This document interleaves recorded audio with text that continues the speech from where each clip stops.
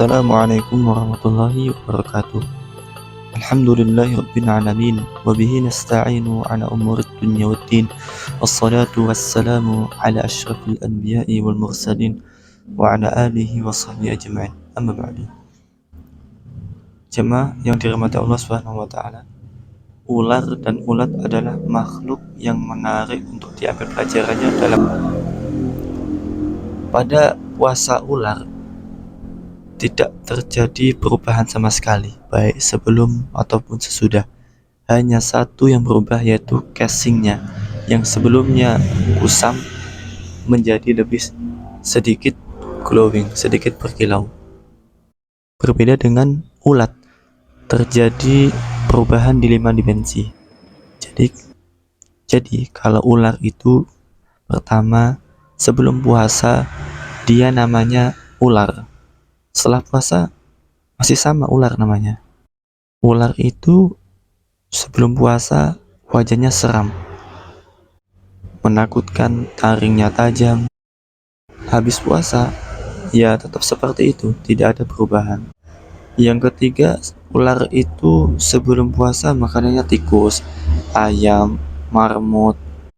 Habis puasa selera makanannya tidak ada perubahan, tetap sama. Yang keempat, yang namanya ular tuh sifatnya licik, jahat, pendendam, juga beracun, dan sebagainya. Ternyata habis puasa sifat itu juga tidak hilang darinya.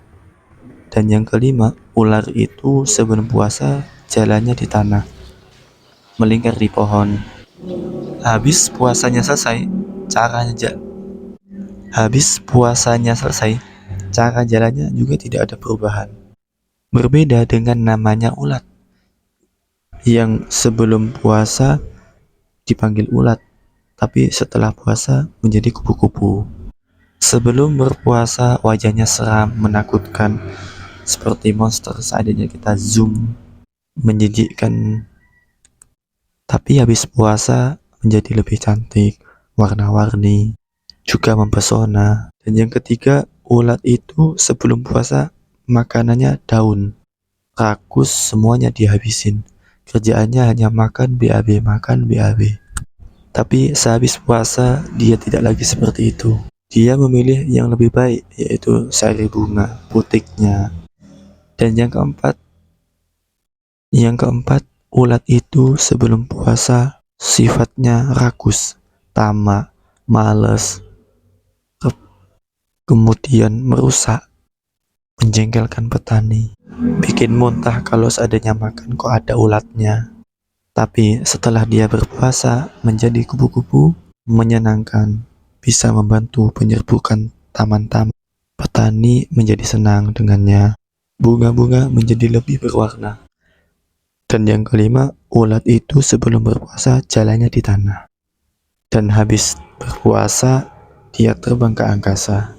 Kalau kita mau bawa pada konteks seorang mukmin yang berpuasa, mungkin juga ada 5 dimensi ini juga. Misalnya yang pertama, mungkin sebelum puasa namanya siapa, habis puasa dia bisa ganti nama. Karena juga ada sunnah mengganti nama. Misalnya sebelum puasa namanya Luqman, sehabis puasa menjadi Lukman.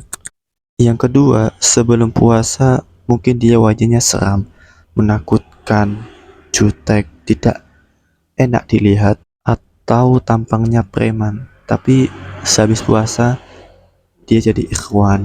Mungkin juga sebelum puasa dia tindikan, tatoan. Setelah berpuasa dia jadi berjenggot dan bersorban. Yang ketiga, sebelum puasa dia makanannya itu segalanya, halal haram semuanya diambil.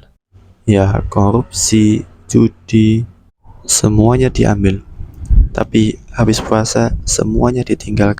Dia hanya memilih yang halal dan thayyibah. Yang keempat, sebelum puasa dia punya watak jahat, pendengki, pendendam, adu domba, pemabuk, dan sebagainya. Tetapi habis puasa dia sudah tidak seperti itu lagi. Yang kelima, sebelum puasa dia berjalannya di tanah, maksudnya hanya memikirkan dunia terus, duit, duit, dan duit terus. Habis puasa, orientasinya menjadi akhirat. Langit semua urusannya. Nah, kalau puasa ulat ini betul-betul menjadi sebuah inspirasi bagi seorang mukmin, itu isyarat bahwa dia naik kelas mendapatkan titel takwa dari Allah Subhanahu wa taala. Mungkin itu yang dapat kami sampaikan, kurang lebihnya mohon maaf. Assalamualaikum warahmatullahi wabarakatuh.